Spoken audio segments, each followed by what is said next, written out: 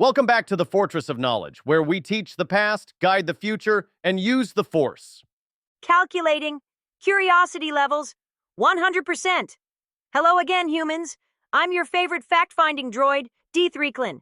And I'm Mr. M, middle school teacher by day, history nerd by choice. Together, we're your co-pilots through the timelines of human civilization. So grab your scrolls, sharpen your styluses, and buckle up for another legendary leap through time. Ancient civilizations often get dismissed as primitive. But what if I told you that ancient China had technologies and systems so advanced, we're still using versions of them thousands of years later? From paper to bureaucracy, their innovations shaped our modern world in ways most people never realize. That's fascinating, especially when you consider how isolated they were geographically.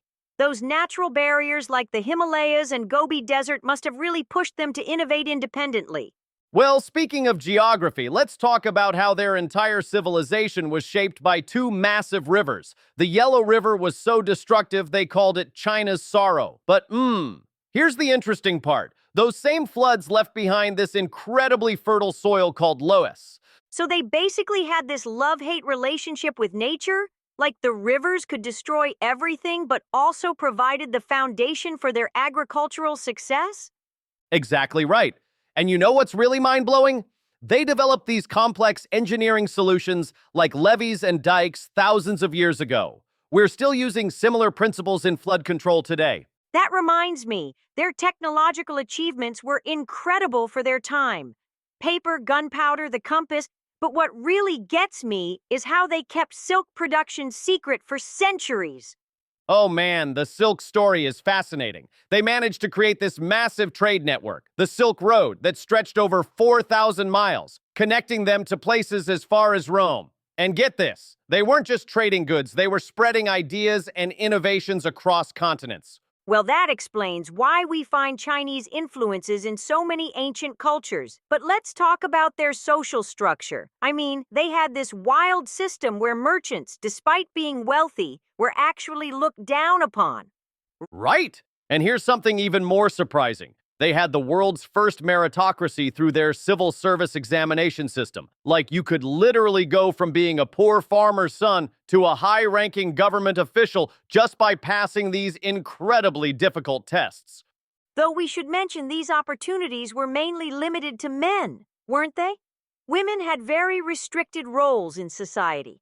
That's true, but, and here's where it gets interesting, they had this fascinating concept called the mandate of heaven. Basically, if you were a ruler and things went badly, like floods or famines, it was seen as heaven withdrawing its support. Talk about accountability. You know what's really impressive? Their medical practices. I mean, they developed acupuncture and complex herbal medicines that are still used today. And let's not forget their astronomical observations. They were tracking comets and predicting solar eclipses with remarkable accuracy. They even had detailed star maps dating back to the 4th century BCE.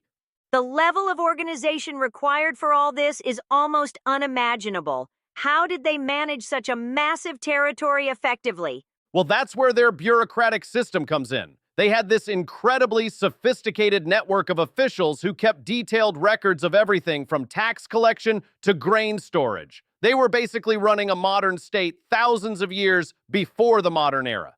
So when we look at all this, the technology, the social systems, the governance, it's pretty clear why their influence has lasted so long. Absolutely fascinating. And you know what really gets me? We're still discovering new things about ancient China. Just recently, archaeologists found evidence of advanced metallurgy techniques that we previously thought weren't developed until much later. That really makes you wonder what other discoveries are still waiting to be uncovered, doesn't it?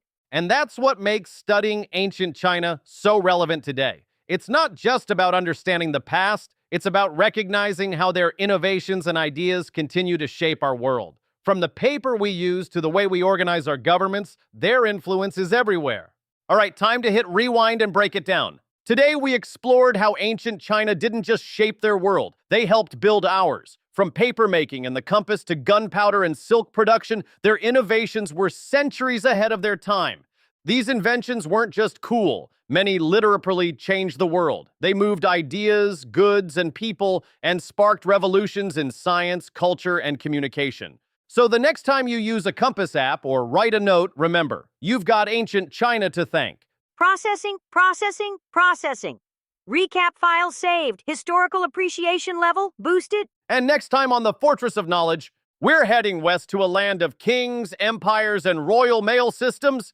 That's right, ancient Persia. Prepare for towering palaces, epic battles, and one of the first human rights declarations in history. You don't want to miss it. Thank you for joining us at the Fortress of Knowledge, where we are teaching the past, guiding the future, and of course, using the Force.